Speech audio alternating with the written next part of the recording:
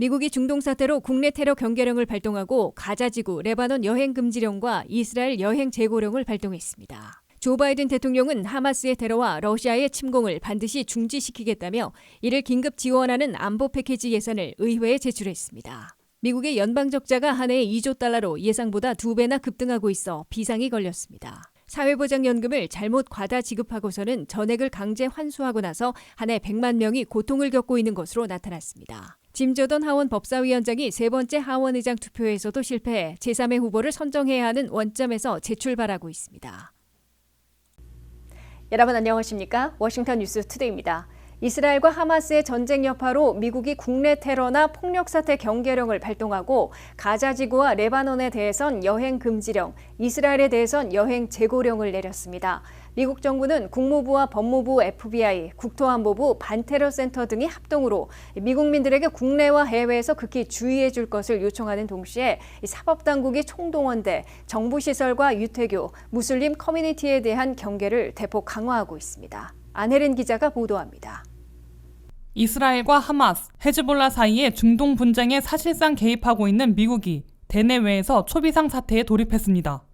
미 국민들에게 국내에서 테러 공격이나 폭력 사태가 발생할 우려가 높다며 극도로 주의해달라는 경계령을 발동하고 중동 지역에 대해선 여행 금지 또는 여행 재고령으로 격상시켰습니다. 동시에 사법당국은 워싱턴 DC와 뉴욕시, 시카고 등지의 정부 시설과 관광 명소, 특히 유태교 회당과 무슬림 커뮤니티 등이 테러나 폭력 사태의 타겟이 될 수 있어 경제 태세를 한층 강화하고 있습니다. 국무부는 전 세계 여행 경보령에서 하마스의 본거지인 가자지구에 이어 헤즈볼라가 활동하고 있는 레바논에 대해선 미국민들이 여행하지 말라고 여행 금지령을 발동했습니다. 이와 함께 전쟁 중인 이스라엘에 대해서도 여행 계획을 조정하라는 여행 재고령을 내렸습니다. 연방법무부와 FBI, 국토안보부와 반테러센터 등은 공동 블러틴, 공지문을 통해 미 국민들은 중동 사태에 고무된 자생 테러 분자나 외국의 테러 조직들, 그들의 추종 세력에 의한 미국 내 테러나 증오 범죄, 폭력 사태 등이 발생할 우려가 높다며 테러 경계령을 발령했습니다. 미 당국은 10월 7일 하마스의 기습과 이스라엘의 보복으로 중동 전쟁이 격화된 후 미국과 이스라엘 정부, 서방 유럽인들, 유태계를 공격하라는 하마스와 헤즈볼라, 알카에다와 IS 등 국제 테러 조직들의 추종 세력들의 메시지가 급증하고 있다고 경고했습니다. 이들에게 고무된 미국의 자생 테러 분자인 외로운 늑대들이 행동에 나설 가능성도 우려된다고 미 당국은 밝혔습니다. 미 당국은 총격 사건이 발생한 바 있는 미 전역에 있는 유태교 회당, 이슬람 교회당 등 종교시설이나 대중이 모이는 관광 명소, 대규모 시위대 등이 주 타겟이 될 수 있다고 경고하고 미 국민들이 극히 주의하며 경계해 줄 것을 촉구하고 있습니다. 연방과 지역 경찰 등 사법 당국은 워싱턴 DC와 뉴욕시, 시카고 등지에서 초비상을 걸고 테러나 폭력 사태 등을 차단하기 위해 경계 태세를 한층 강화하고 있습니다. 시카고 인근에서는 지난주 세입자가 무슬림으로 개종했다는 소식을 듣고 격분한 집주인이 흉기를 휘둘러 6살짜리 소년이 숨지고 그의 어머니는 중상을 입은 증오범죄가 발생했는데 증오범죄나 총격 사건도 급증할 것으로 당국은 긴장하고 있습니다. WKTV 뉴스 안혜린입니다. 조 바이든 대통령은 미국은 하마스의 테러와 러시아의 우크라이나 침공 등을 반드시 중지시킬 것이라고 천명하고 이스라엘과 우크라이나에 대한 수백억 달러의 긴급 지원 패키지를 승인해달라고 의회에 요청했습니다. 바이든 대통령은 테러 조직이나 독재자의 사악한 행위를 막지 못하면 그 대가나 미국에 대한 위협이 계속 증가한다고 지적하고 이스라엘에 106억 달러, 우크라이나에 610억 달러 등 1,050억 달러를 지원하는 안보 패키지 예산안을 의회에 공식 제출했습니다. 한면택 기자의 보도입니다. 하마스와 전쟁 중인 이스라엘을 방문하고 귀국한 조 바이든 대통령은 19일 밤 백악관 오벌 오피스에서 행한 15분간의 프라임타임 대국민 연설을 통해 미국은 테러와의 전쟁에 나선 이스라엘과 러시아의 침략에 맞서 싸우는 우크라이나 편에 서서 단호하게 대응할 것이라고 천명했습니다. 조 바이든 대통령은 역사의 교훈으로 볼 때 테러 분재나 독재자의 사악한 행위를 중지시키지 않으면 그 대가와 미국에 대한 위협은 계속 올라간다면서 이스라엘의 하마스에 대한 테러 전쟁과 우크라이나의 러시아 침략에 대한 전쟁을 동시에 지원해야 할 필요성을 강조했습니다. Terrorists don't pay a price for their terror. When dictators don't pay a price for their aggression, They cause more chaos and death and more destruction. They keep going, and the cost and the threats to America and the world keep rising. 바이든 대통령은 하마스는 이번 이스라엘에 대한 테러 공격으로 미국인 32명을 포함해 1,400명 이상을 학살하고 200명 이상을 인질로 잡고 있으며 가자 지구에서 팔레스타인들을 인간 방패로 악용하고 있다고 비난하고 하마스를 분쇄하려는 이스라엘을 전폭 지지 지원할 것임을 분명히 했습니다. 바이든 대통령은 하마스의 인질로 잡혀 있는 사람들이 무사귀환할 수 있도록 최우선을 두고 있다고 약속했습니다. 바이든 대통령은 테러 전쟁을 벌이는 이스라엘과 러시아 침략에 맞서고 있는 우크라이나에게 미국은 수백억 달러를 긴급 지원하려 한다며 연방의회가 신속하게 승인해달라고 요청했습니다. That's why tomorrow I'm going to send to Congress an urgent budget request to fund America's national security needs, to support our critical partners including Israel and Ukraine. 바이든 대통령은 20일 연방의회에 이스라엘에게 106억 달러, 우크라이나에게 614억 달러 등 무려 1,050억 달러를 긴급 지원하는 안보 지원 패키지 예산을 공식 제출했습니다. 1,050억 달러의 긴급 안보 지원 패키지에는 이스라엘과 우크라이나, 가자 지구에 대한 인도적 지원 9억 달러도 포함됐습니다. 또한 대만 안보 지원으로 74억 달러를 책정했습니다. 공화당이 강하게 요구해온 미국 멕시코와 국경 안전 강화 예산으로 120억 달러나 포함시켰습니다. 바이든 대통령은 이번 이스라엘 방문에서 1억 달러의 팔레스타인 인도 지원을 약속했고 이스라엘과 이집트 정부와 가자 지구에 식량과 식수, 의약품 등 인도적 물자를 트럭 20대로 들여보내기로 합의했다고 밝혔습니다. 조 바이든 대통령은 15분간의 짧은 연설을 마무리하며 미국은 아직도 세계의 횃불, 등대 역할을 하고 있다면서 두 나라에 대한 전폭 지원으로 테러와 독재를 함께 저지하는 미국의 지도력을 발휘해야 한다고 촉구했습니다. WKTV 뉴스 한면택입니다. 미국의 연방 적자가 한 해에 2조 달러로 예상보다 가파르게 2배나 급등하고 있어 비상이 걸렸습니다. 고금리로 국가부채에 대한 이자로만 예측보다 3배나 많은 7,110억 달러나 낸 데다가 수입 관세가 20%나 급락하는 등 세수는 대폭 줄어들었기 때문으로 나타났습니다. 빚더미 위에 올라있는 미국이 한 해 적자 폭의 2배 급증으로 통제 불능에 다시 빠져들고 있습니다. 미국의 연방 적자는 9월에 끝난 2023 회계연도에 2조 달러에 육박한 것으로 뉴욕타임스가 보도했습니다. 이는 전년도 1조 달러에서 1년 만에 2배나 급증하는 것입니다. 당초 백악관은 1조 7천억 달러에 달할 것으로 예측해왔으나 예상보다 가파르게 급증해 2조 달러에 육박한 것이라고 뉴욕타임스는 지적했습니다. 미국의 연방 적자 폭이 예상보다 빠르게 2배나 급증한 원인을 두고 민주당 진영에서는 2017년에 트럼프 감세한 탓이라고 주장해왔고 공화당 진영에선 바이든의 무분별한 예산 탓이라고 비난해왔으나 둘 다 아닌 것으로 나타났다고 뉴욕타임스는 전했습니다. 미국의 연방 적자가 한 해 2조 달러로 2배나 급증한 주된 이유는 물가 잡기를 위한 연방준비제도의 연속 금리 인상의 여파가 가장 큰 것으로 지적되고 있습니다. 연준이 1년 반 동안 11번에 걸쳐 제로금리에서 현재 5.25 내지 5.5%까지 기준금리를 올렸습니다. 이에 따라 미국은 33조를 넘는 국가부채 중에서 이자로만 지난 한 해 무려 7,110억 달러나 지불한 것으로 나타났습니다.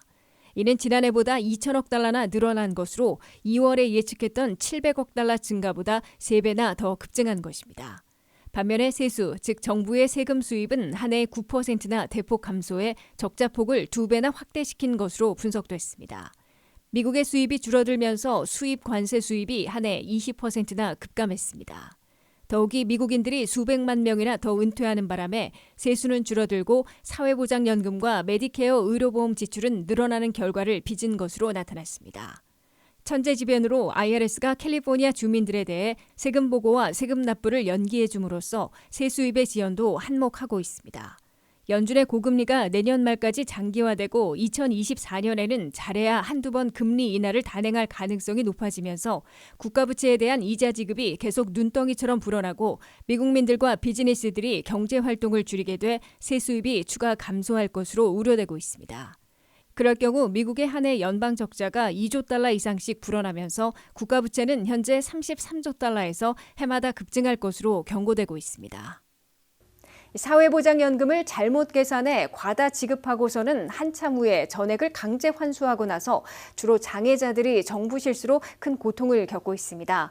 사회보장국은 잘못 계산해 한 해 수십억 달러를 매달 지급하고서는 100만여 명에게 통지서를 보내 한꺼번에 수만 달러씩 반환하라고 요구하고 컬렉션에 넘기고 있는 것으로 나타났습니다. 안혜린 기자가 보도합니다. 미국 정부가 자신들의 실수로 잘못 지급하고서는 한참 후에 목돈을 반환하도록 요구하고 강제 환수에 나서고 있어 파문이 일고 있습니다. 사회보장국은 잘못 계산하는 실수로 매년 100만 명 안팎에게 60억 달러나 사회보장연금을 과다 지급하고 있습니다. 사회보장국은 자산 한도를 비롯한 복잡한 규정에 걸려 수혜 자격이 없거나 부족한데도 잘못 계산해 사회보장연금이나 SSI 현금 보조를 과다 지급하고 있습니다. 정부의 실수로 과다 지급받고 있는 사람들은 주로 장애인 수급자이거나 빈곤층 현금 보조 대상자들이 많은 것으로 나타나 이들이 스스로 체크해 사회보장국에 이의를 제기하기는 어려운 상황으로 보이고 있습니다. 문제는 사회보장국이 이를 점검해 잘못 계산해 과다 지급한 사회보장연금을 상당히 오랜 시일이 지난 후에 반납할 것을 요구하고 강제 환수까지 시행하고 있는 겁니다. 한 정신지체 장애인은 매달 1,065달러씩 장애인 연금을 받아 다 썼는데 한참 후에 사회보장국으로부터 잘못 지급된 것인 만큼 6만여 달러를 30일 이내에 반납하라는 통지를 받고 패닉에 빠졌다고 토로했습니다. 상당수는 반납을 요구하는 정부 통지문을 인식하지 못하고 있다가 주변의 도움으로 엄청난 사실을 듣고서는 어찌할 바를 몰라 심장마비에 걸릴 지경이라고 CBS 뉴스는 20일 폭로했습니다. 카이저 패밀리 재단의 조사 결과 사회보장국은 2022 회계연도 한 해에 근 100만 명에게 통지서를 보내 과다 지급한 사회보장연금과 현금 보조를 반납하도록 통보한 것으로 나타났습니다. 사회보장국은 과다 지급한 60억 달러를 반납하도록 요구해 47억 달러를 환수한 것으로 카이저 패밀리 재단은 밝혔습니다. 사회보장국은 연금을 타고 있는 사람들에 대해선 향후 보낼 체크에서 매달 삭감하고 있어 그나마 패닉을 덜어주고 있으나 일부에 대해선 콜렉션에 넘겨 강제 징수까지 주저하지 않고 있다고 CBS 뉴스는 지적했습니다. 사회보장국은 반납 통보와 강제 징수에도 불구하고 수년간 실수로 잘못 계산해 과다 지급했고 아직 환수하지 못한 사회보장연금액만 해도 216억 달러가 있다고 CBS 뉴스는 전했습니다. 연방하원 청문회에서 성토당한 사회보장국의 키자카지 국장 대행은 사회보장국의 잘못 계산에 따른 과다 지급을 줄이기 위해 제도를 전면 재검토하고 있다고 밝혔습니다. WKTV 뉴스 안혜린입니다. 짐 조던 하원 법사위원장이 세 번째 하원의장 선출 투표에서도 실패함에 따라 제3의 후보를 선정하는 공화당 하원의 절차가 원점에서 재출발하고 있습니다. 공화당 하원은 비밀 투표에서 짐 조던 하원 의원을 더 이상 지지하지 않기로 결정했으며 즉각 스터디위원회 회장인 케빈 헌 하원 의원 등이 출사표를 던졌습니다. 보도에 한면태 기자입니다. 사상 초유의 사태로 하원의장을 축출하고도 새 하원의장을 뽑지 못해 하원을 마비시키고 있는 공화당이 아직도 출구를 찾지 못하고 있습니다.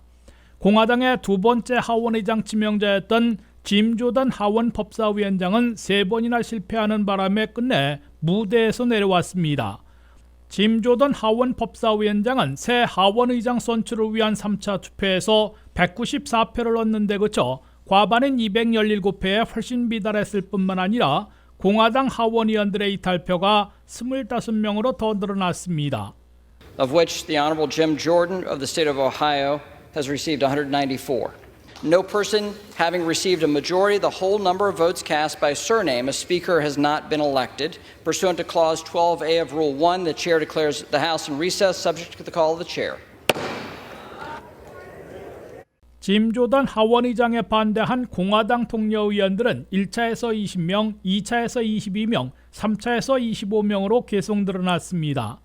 3차 투표 실패 후 공화당 하원의원들은 비공개 의원총회를 열어 비밀 투표를 통해 더 이상 짐 조던 하원의원을 새 하원의장으로 지지하지 않기로 결정했습니다.